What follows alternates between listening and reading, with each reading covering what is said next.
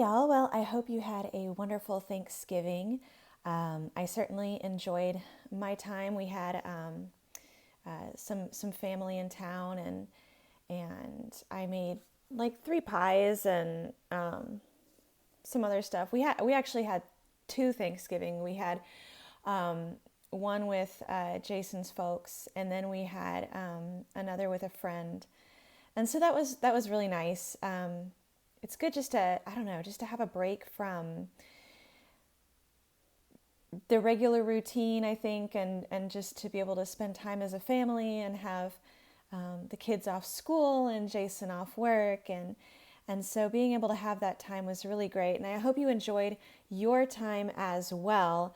I know we are all kind of in this strange season in 2020 when, we're questioning whether or not we should be getting together with loved ones and whether we should be going out, whether we should be buying plane tickets and traveling and all that sort of thing. But whatever you decided to do, I hope that you had a wonderful and safe holiday, and that it was a good time of healing and rest from just the amount of stress that we've all been under, between the election and COVID and the financial strain that the shutdown is putting on so many of us. And so I want you to know that I'm praying for you. And I hope that you are praying for me and each other as well, that there would be a reprieve, that there would be relief from this crazy season that we're in. So this past week, I was contacted by several survivors, but two friends in particular who who are just struggling with knowing how to deal with family members and loved ones and churches who are supportive of their abuser. And this is a really complicated topic. It's one that I briefly went over in my last episode, but in my last episode, I was trying to squeeze a lot of information into one big kind of a double feature podcast. And I think what I should have done is I should have recorded 2 separate or even 3 separate episodes in that time that I had. But I knew I wanted to address those issues prior to Thanksgiving. And I knew that I wouldn't have time to record more episodes during that week. And so I wanted to get them all covered. But I ended up making this like whopping 1 hour long podcast, and it was just kind of too long.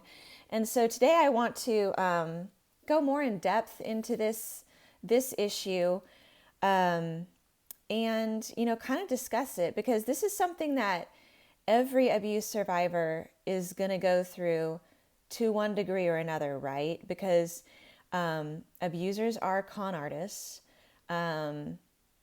Abusers, especially if they're a family member or someone in your church, they're going to be someone who a lot of people maybe love, maybe respect, don't suspect.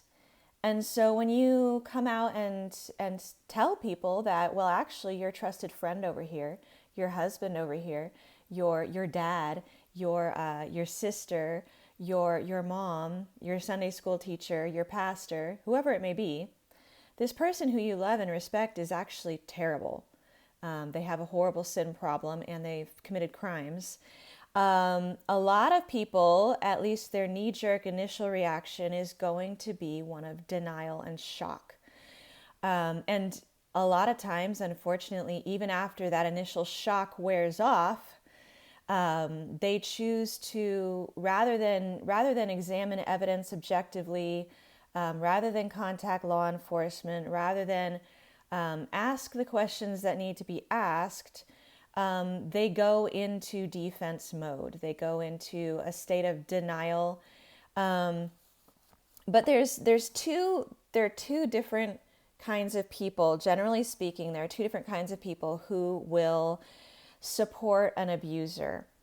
They fall into 2 separate categories. There's abusers and enablers. Okay, this is going to be people who relate more with your abuser than they do with you, or they relate more with the abuser than they do with the victim. Okay, that's always not a good sign. That's a bad, bad, bad sign. But they relate with this person. They may know or suspect that abuse is happening, but for whatever reason, they've got a sin problem in their life, and either they just don't care, or they want to lie about it, or they want to cover it up for some ulterior motive, and we can hypothesize about what those may be. But honestly, people are so diverse and complicated. Let's just chalk it up to sin in general. These enablers or other abusive people, they know abuse is happening and they're not going to do anything about it. So they don't report to the police. They don't get help. They don't try to connect you with law enforcement or a lawyer or a therapist or anything like that. Instead, what they're going to do is they're going to minimize, right? They're going to say, are you sure? Are you sure that's what happened? Okay, well, a lot of people have anger issues. Well, porn is a really common problem. Well, sexual abuse and lust, if you hadn't worn that skirt, maybe he wouldn't have, and so they minimize and they try to blame shift and they try to pin the guilt on something else or even on the victim. And so they're minimizing they're demonstrating, I should say. I think what they're trying to do is they're trying to make the abuser's sin relatable or understandable or excuse it somehow. But in doing that, they're actually revealing their hearts, right? Because in their hearts, they relate to this kind of sin. They relate to the abuser more than the victim. Okay, so that's a big red flag when you hear people minimize abuse. The other thing they're going to do is they're going to gaslight. And that goes back to the whole, are you sure that happened? Well, this isn't the guy that I know. Have you, they might question your sanity. They might tell you to stop being so dramatic. They might tell you that, if you're really a Christian, then you'll forgive this person and you'll let it go and you won't talk about this again. And so that's all gaslighting. And of course, there's a lot of deceit. There's a lot of lying involved. But another thing that they're going to do, most likely, if they start considering you a threat, if they start thinking, okay, Jennifer is not backing down. She's talking about, telling the police. She's talking about seeing a therapist. She's talking about talking to an attorney. I think we need to do some damage control. And so what they're going to start doing is they're going to start spreading rumors about you. And they're going to start, it might just be, kind of seemingly harmless insinuations.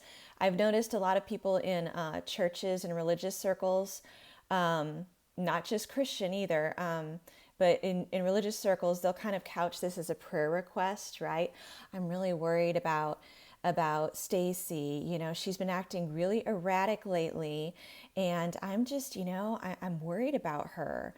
Or, hey, I noticed at that party that Steve, he had a third beer, and I'm starting to worry, what if he's an alcoholic? And what if he's, and they start spinning these stories. And the whole purpose of this, this is a strategy here. They want other people to start questioning your judgment and distrusting you. So there's going to be, most good lies are mixed with a little bit of truth. So they're going to start, trying to pick holes in things that maybe kind of sound believable. And so they're going to try to convince people not to trust you, because that way, when all the truth comes out and you start telling people about this abuse that's happened, people aren't going to trust you. They're going to start questioning, oh, remember what Joe said about about Jen, he said that, she, I don't know, and so they do this, they set this up. And that's called blackballing. Okay, that's what that is. The second type of people who will try to support your abuser, sadly, are often fellow victims in denial. Okay, this is going to be someone who either fears or loves the abuser, and probably both. Particularly in the case if it's a family member, like say a parent, an uncle. This is someone who they really, really, really, really don't want to be an abuser. They want to believe that this was a one-time event, or that it only happened to them and it's not going to happen to anybody else. They want to believe that the abuser is sorry. They want to believe that they're truly repentant, that they're truly a Christian, that this is not going to repeat, that it's all a big misunderstanding. It's not as bad as it seems. A lot of times, and I know this from my own life, from being a victim of abuse, a lot of times what we tend to do is we'll look at stories on the news, right? Or we'll look at stories in a memoir or in a book about abuse, and we'll say, goodness gracious, well, my abuser, never did anything as bad as this guy who's on the 5 o'clock news. Therefore, my abuser isn't that bad. Well, sadly, that's not the way it works, right? Because a lot of times the people who make the 5 o'clock news, two things kind of have to happen there, right? First of all, the story's got to leak at the right time and in the right place to the right journalist who wants to cover it. But secondly, a lot of times it's got to be the worst of the worst. It's got to be the most horrific, bizarre, extreme case imaginable. Those are the stories the news covers, right? They're not going to... I was talking to a police detective just this past week who said that he used to be part of a task force, like a domestic violence task force in a police department over a major city. Okay. And, and he was telling me that in a year, his department would process over 30,000 cases of domestic violence. 30,000. Granted, that's in a major city, but this was also 20 years ago. This guy is retired. He's a police veteran. And he said that, it's gotten worse since then. So the percentage of those cases that actually make the headlines, make the news, or even get posted online, is very small. Okay. So as victims, we tend to look at the news and we tend to think, wow, well, I've never been shot, therefore. And so what we end up doing is we end up minimizing our own abuse and imagining that it's not as bad as it is, when really there are serious sins to crimes being committed. And so that's a very dangerous place to be in that denial, a very painful place to be in that denial stage. But a victim in denial, of course, they've experienced abuse, so they kind of sort of know that abuse is happening. They kind of sort of know that their abuser is an abuser. But again, we've got that whole mind trap going on where they're in denial. Maybe they're too afraid to report, or maybe they love their abuser, because he's a family member. He's their he or she is their spouse, their loved one, and so so they just can't. It's like on the one hand they know, but on the other hand they don't know. They don't understand. They're in a very confused state of mind. So because of that, they won't report. They won't get the help that they need. They tend to minimize and excuse. And a lot of times in cases where there's spiritual abuse going on, the victim is going to be very pressured to forgive And usually what abusers and abuse enablers mean when they tell a victim to forgive is be quiet, don't talk about this, let it go, pretend it never happened, forgive and forget. Well, that is not a biblical or safe definition for abuse, right? Sure, it's healthy eventually to be able to let go of your anger, but that doesn't mean that we shouldn't hold others accountable. That doesn't mean that we shouldn't report crimes. That doesn't mean that we shouldn't protect other victims or other future potential victims from becoming victims, right? So that whole definition of forgive is just very twisted, very warped by abusers. But because abusers often say these things to us, and quite frankly, because a lot of churches have a very shallow and poor doctrine teaching when it comes to forgiveness, a lot of victims don't understand that they can, sure, you can be a good Christian, you can also call 911, you can be a good Christian and you can tell someone that your dad or your husband or your mom or whoever is harming you. There's nowhere in the Bible it ever tells you not to tell the truth, right? Nowhere does it ever tell you, don't tell the truth. So we need to be very careful about how we handle forgiveness. I think as churches, as Christians, as pastors, we need to be doing a much better job of this. This is, there's a whole chapter on it in my book. Actually, if you look at, let's see, I wasn't planning on doing this, but now that forgiveness has come up, and it really needs to be talked about more. I think I will. Someone asked me to do a specific podcast just on forgiveness, and I will do that. But if you look at my book, if you look at chapter 12, The Truth About Forgiveness, on page 181, it gives you a breakdown. It really goes in depth as to what forgiveness is, what it means, and how we as abuse victims and or survivors can forgive safely while still maintaining boundaries, while still reporting crime. And of course, if you're a pastor, if you're a teacher, if you're a counselor, therapist, mentor, that's going to be a lesson that I'd really encourage you to teach on a regular basis, because there's such a great lack of understanding on this. Okay, but I have gone kind of off sidetracked myself here. So basically, two different kinds of people who are going to support your abuser, enablers and abusers.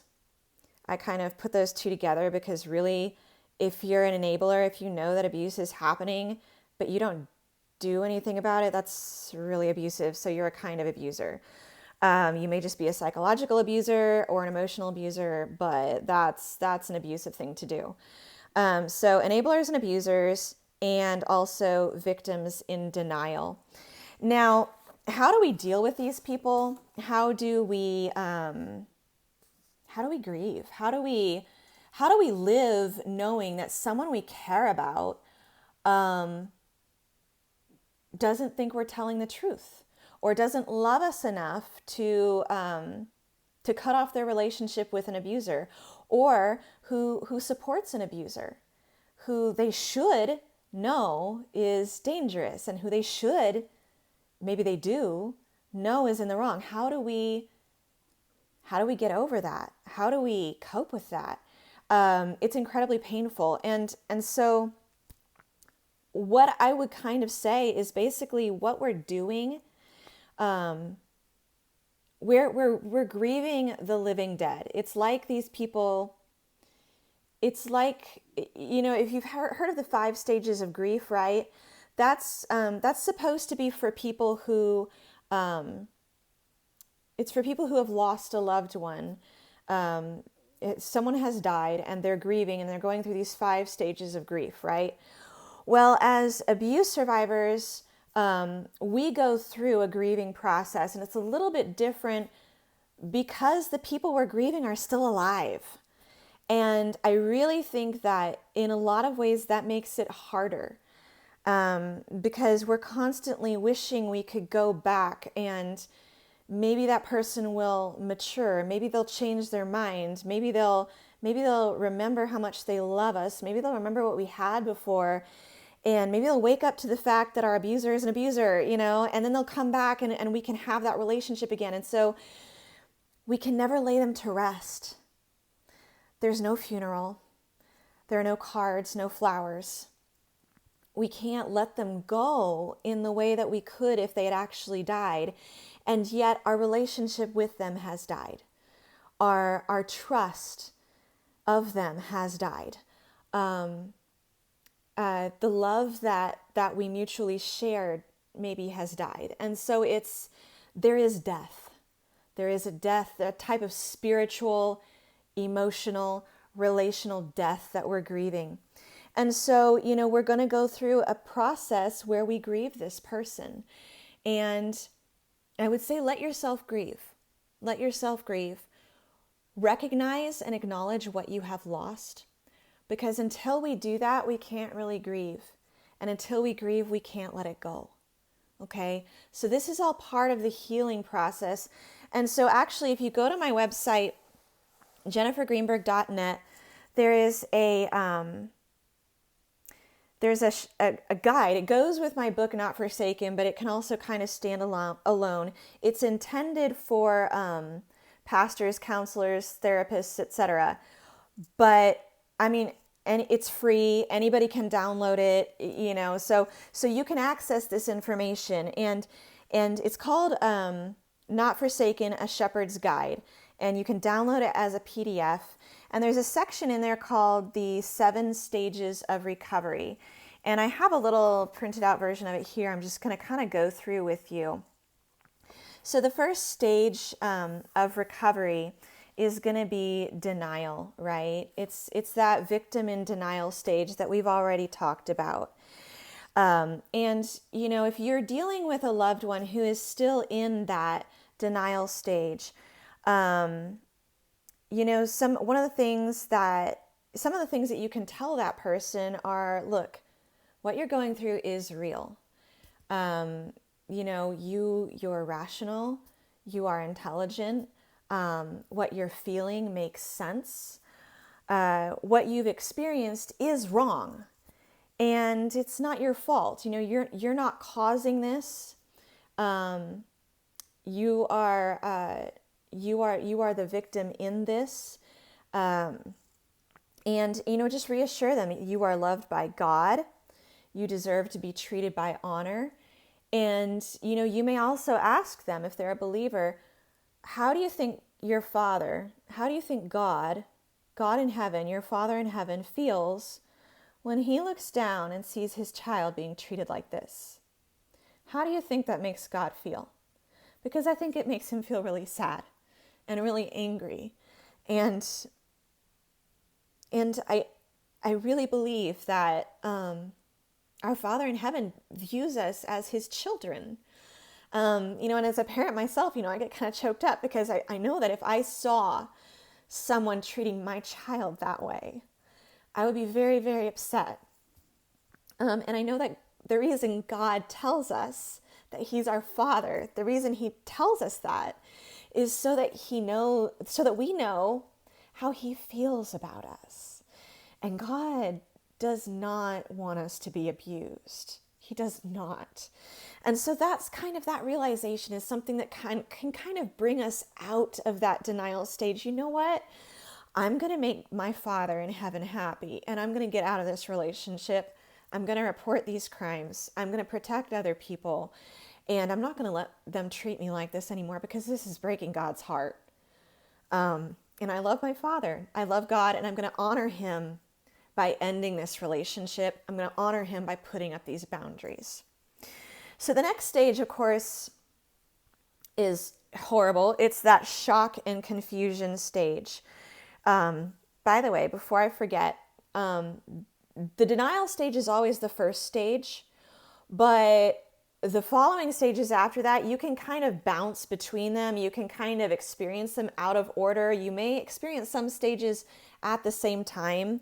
But this shock and confusion stage, that's when you're just like, how is this real? Why are they doing this? Why would anyone behave this way? Why would someone treat their child this way?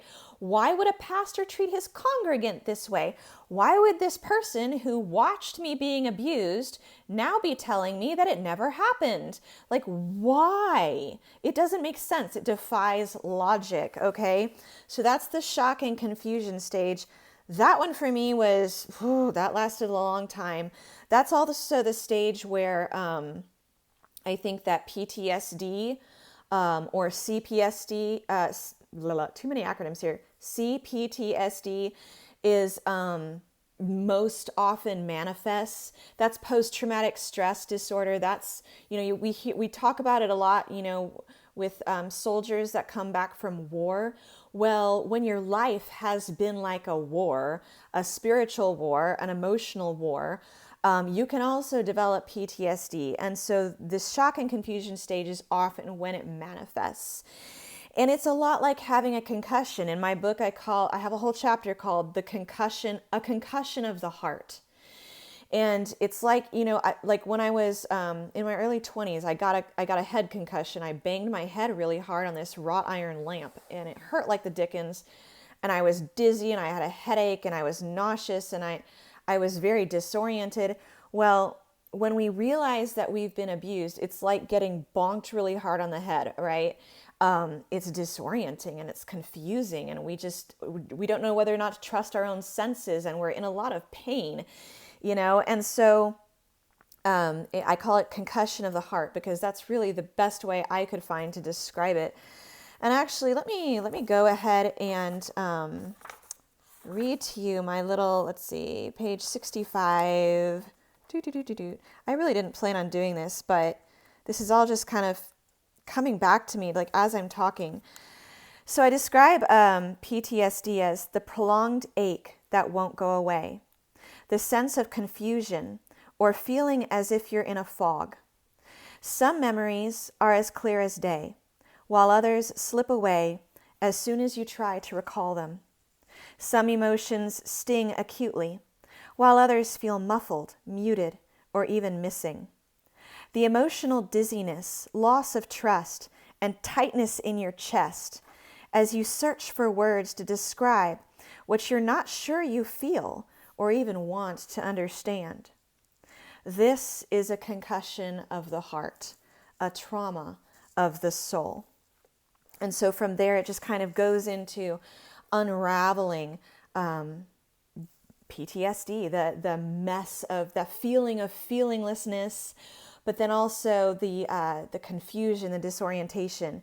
So the first stage, denial. Second stage, shock and confusion. The third stage is anger. And this is the stage where everything is starting to slam home. You're starting to realize this wasn't just a bad day. This was a crime. This was not just him being grumpy or drinking too much or whatever. This was premeditated. This was evil. This is something that, had it been reported, he would be in prison right now. And so you're mad. And, and I remember I would say things when I was in the anger stage. I would say things like, how dare they betray me? I did nothing wrong, right? I was a kid at the time. Why didn't anyone intervene? God, why didn't you stop him from hurting me? Why didn't you, God, why didn't you save him? Why didn't you save my dad? Why did you abandon me? Why did you let me be born into a family, born to a dad who you knew would do these things? Okay, so there's this profound state of anger. Now, as humans, whenever we experience, anything from a strong emotion to a chocolate chip cookie, there's going to be some level of sin involved, okay? Because we're sinful people. This is sin is what we do. We're sinners. And so I want to be really careful here because a lot of people, they automatically think anger, that's sin. That's bad. Repent of your anger. Say you're sorry. And so the victim then thinks, oh, I'm a terrible person. Like I'm angry at my abuser. And now I'm sinful because I'm mad. And now God's going to be mad at me because I'm mad. He's going to be angry at me. He's going to judge me. He's going to abandon me because I'm angry at my abuser. No, no, no, no, no, no, no. Okay, I want to be really clear here. God is angry with the wicked every day. God is angry at your abuser. God is angry at Satan. God hates the wicked. You can look up all this stuff in the Bible. It's there. So anger as an emotion in and of itself is not sinful. Now, we can manifest our anger in a sinful way, right? I could scream at my kids. I could break dishes. I could throw furniture. I could act like an abuser. That would be sinful. That would be evil anger. However, if I'm angry because profound evil has taken place, because the law of God has been broken, because severe betrayals have happened, because innocent people, including children, have suffered, that is not sinful anger. That is righteous anger. And what does Jesus say in Matthew 18? He says, it would be better for someone who causes my little ones to stumble, it would be better for him to have a millstone that's like a big, big rock tied around their neck and get thrown into the ocean than it would be for them to face my wrath, my anger on the last day. This is how Jesus feels about abuse. Okay? He's angry. So when you go through that anger phase, understand, yes, you will and you may sometimes express your anger in sinful and foolish and damaging ways because you're human, you're fallen. We're not in heaven yet, clearly. But anger in and of itself is not sinful. This is not something that's going to separate you from God because actually God can relate with you. So I want you to cling to that. I want you to cling to the idea that God understands what you're going through because he's mad too. Okay. So, but more than anything, God is faithful. Okay. He's not going to abandon you just because you're having a bad day. He's not going to abandon you because you're enduring trauma. He's not going to say, oh, Jennifer, she went through some bad stuff, but she needs to just get over it. You know what? I'm sick of all this and I'm just going to, pick up my cross and go home. That's not what Jesus is like. Okay. Jesus is faithful. He's going to carry you through this. And, you may be like the prodigal son and you may leave the faith. You may wander into foreign lands. You may sin. You may do lots of foolish things, but God is faithful. He seeks out his lost sheep. He is good. The next stage, and I'm intentionally not numbering these because, as I said before, you may experience them in a different order than I did, and sometimes at the same time, and you may kind of ping between different stages.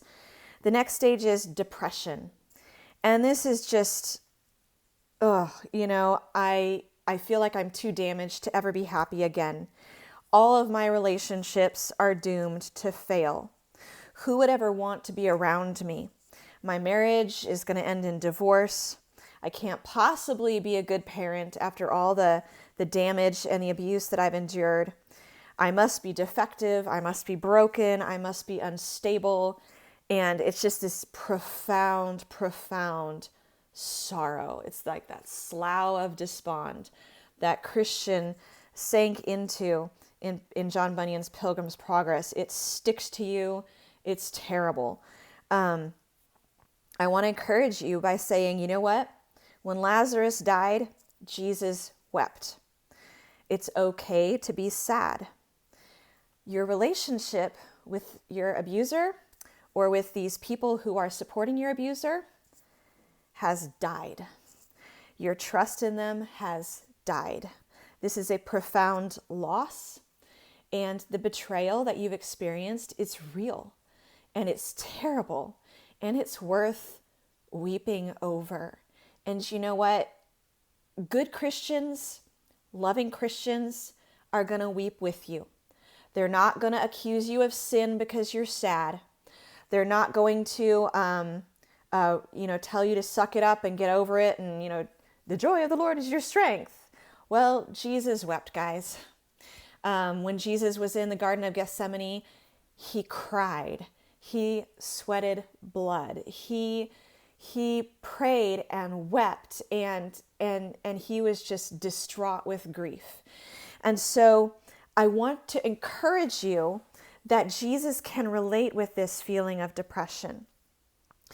And also, your past experiences do not define your future. I could say, look at Jesus. He was betrayed, he was crucified, he was murdered, but then he rose from the dead, and look at him now. He's in heaven. He's risen to glory. I could say that, and I do say that, but I also want to give you an experience from my personal life. Look, I endured 21 years of abuse. That includes child abuse, sexual abuse, domestic violence, psychological abuse, spiritual abuse. I lost both my parents. I lost most of my siblings. I lost many friends and loved ones. I've had a church turn against me, and I'm not saying this to brag. I'm not saying this because I'm a super strong person, or I've got all my ducks in a row, or I'm super resilient or anything like that. I'm saying that the Spirit of God has allowed me to heal to the extent that I have 3 beautiful daughters. I have a happy marriage. I have good friends. I have a good church. And if this can happen to me, who went through PTSD, who went through just years and years of hardship, it can happen to you too. It can happen for you. And so I don't want you to think that, as broken and as despairing and as hurt as you doubtless feel and have felt, I don't want you to think that this is the end of your story. You may be in a really difficult chapter right now, but it's not the last chapter. The last chapter is heaven, and the last chapter goes on forever. So there is hope. There is a promise of peace and rest. There is a place where Jesus will wipe away every tear from our eyes, and there will be no more death, neither physical nor spiritual, nor emotional nor relational. There will be no more crying or pain, for the former things will have passed away. So that stage of depression. Then we have the stage of fear and anxiety, and this is the one that I still struggle through. But one thing that my husband really helped me with was, look, Jennifer, the reason that you struggle with depression is because you've had really depressing things happen to you. The reason you struggle with anxiety is because you've had extraordinarily stressful things happen to you. Okay, so as abuse survivors, our fear is based in reality. We may feel paranoid, we may look paranoid to the people around us, but actually we're having a rational response to irrational evil. We're having a reasonable reaction to unreasonable sin and unreasonable lies and unreasonable gaslighting, okay? The crazy making that abusers do, they're the ones who have been erratic and irrational and irresponsible and unreasonable. We are actually reacting to the crazy things that they've done. We're not crazy, right? We're having a logical reaction to something that is profoundly illogical and inexplicable and difficult to understand. Okay? So some of the things that we can tell people who are in this fear and anxiety season, and I will just say these things to you, and I'm kind of talking to myself here too, but you can tell them, if I ever say or do anything that makes you feel anxious or upset, please tell me. And you can also remind them, Jesus was so distressed in the Garden of Gethsemane that he sweated blood. So God, the creator of the universe, gets what you're going through, okay? He understands. Even if nobody else around you understands, God gets it. The next phase is reacclimation. This is kind of the stage that I'm entering into. This is the stage where, and I'm still, like I said, bouncing back to the anxiety stage. But this is the stage where we can say, you know what, my spouse and I, my friends and I, we've been through a lot together. And I think they're going to stick with me after all. My kids are happy and healthy. Maybe I'm not too broken to be a good parent. My friends, my pastors seem to like me. They seem to genuinely want to be around me. I feel appreciated and loved. I'm starting to get used to that feeling. Kindness doesn't feel like manipulation and deception anymore. I'm learning to trust again and to expect goodness from good people rather than more lies and more manipulation, because that's what I was used to before. So that's kind of that reacclimation phase. That's that's the final stage that I think that we will probably achieve in this life. But ideally, and we may only reach this in heaven, and I am getting really long here, but this is worth it, I feel. Ideally, we arrive at a place of peace where we can just say with full assurance, you know what, God loves me. What my abuser did was evil. Their sin was their choice. I was not at fault. I can have a healthy marriage and be a good parent. I can be happy and healthy because Jesus is my strength and my Redeemer. So, we're going to go through all those phases again and again. Grief is not a linear, well-organized thing. It's a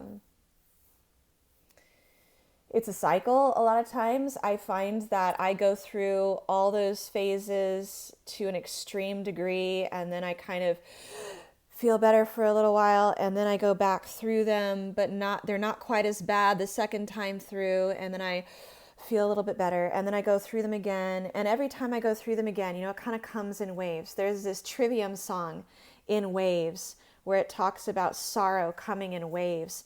Grief is really very much like that. It hits you in waves, but the further we get from that ground zero of abuse, the further we get from our abuser, the further we get from those people, those loved ones who enable our abuser or supported them,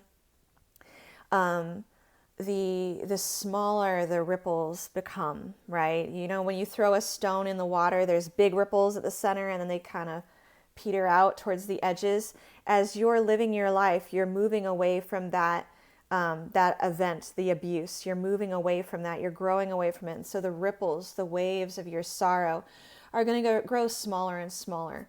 Of course, if you have an ongoing relationship with your abuser, or if you have an ongoing relationship with loved ones who support your abuser for whatever reason, whether they're enablers or fellow victims, it's going to take longer for you to process through those, for the simple reason that those wounds that you're healing from keep getting reopened.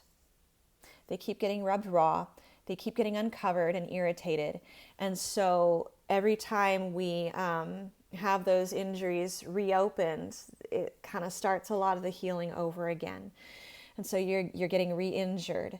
And, we want to hang in there for our fellow victims, whether they be siblings or fellow members at church or friends. We want to hang in there for them. But I think, I told a guy recently who he's a pastor and he's struggling with suicidal depression. And I told him, and of course his family is having a really difficult time as well. And I said, look, two drowning people can't save each other. Two drowning people can't save each other. You need help from someone who is not drowning in order to get out of that depression, that overwhelming situation. You need to get back on your feet. And then once you're back on your feet, you can go back and you can try to help that person. But the hard thing about being an abuse survivor and helping other victims is, if someone's still in the denial phase, they don't want help. They don't want help. They may need help, but they're not ready to accept help yet. Okay? And until they're ready to accept help, there's nothing you can do to make them. You can't force them to accept help. One of the frustrating things that I encountered was because some of my loved ones, they were so acclimated, they were so used to being manipulated and being tricked and being gaslighted, that when I came and said, hey, this is abuse, this is wrong, we need to call the police, we need to talk to a therapist, we need to get you help, they interpreted that as manipulation. They interpreted that as lies and gaslighting because that's what they were used to. That's what they were used to. And so it's really hard, if not impossible, especially I think when we're coming from a place of personal pain, to reach those people because they don't view us as objective. And they have a heightened fear of being tricked and being manipulated. And again, it goes back to both fearing and loving the abuser. It's a powerful, powerful mind trap. And until they're ready to break out of that, it's going to be very, very difficult to reach them. And so, I would say don't blame yourself. The abuser's sin is the abuser's responsibility. You can report it. You can call it out. You can tell other people that what they've done is wrong, but you can't change people's hearts. You can't make people believe something they don't want to believe. And I think this whole election and then COVID, interestingly enough, has really exposed that, right? Because you've got people on both extremes, both sides of the aisle, both political spectrums, believing entirely different things, oftentimes because this is what they want to believe or what they need to believe. And as an abuse survivor, I see those patterns and I just think, oh, it's such a hard place to be because if we love someone enough, if we love an idea enough, if we love a cause enough, we want to believe the best. And as Christians, we always try to believe the best of others. It's a beautiful thing, but it can also be very dangerous. And we need to know how to balance that love and that compassion and that mercy with wisdom and discernment and truth. Okay, so there's a balance there that you have to achieve. And it takes a lot of healing and a lot of recovery and a lot of spiritual growth to get there. So, if you don't feel like you're there yet, it's okay. It's okay. You don't have to be everything all at once. You don't have to get better all at once. Like I said in this 7 stages of recovery, this is a lengthy process. Nobody does it quickly. I'm still working through stuff. And one of the beautiful things that I think the Bible tells us is that Jesus still has scars. Jesus still has scars. So if you still have spiritual scars or emotional scars or psychological scars, you know what? That's nothing to be ashamed of. It's nothing to be ashamed of. It's okay. Because this is a process. This is a healing process. And Jesus has scars too. And he's going to get us through this. So I hope this has been encouraging to you. I know once again, I went way too long, but for me, this is a really emotional and very important issue.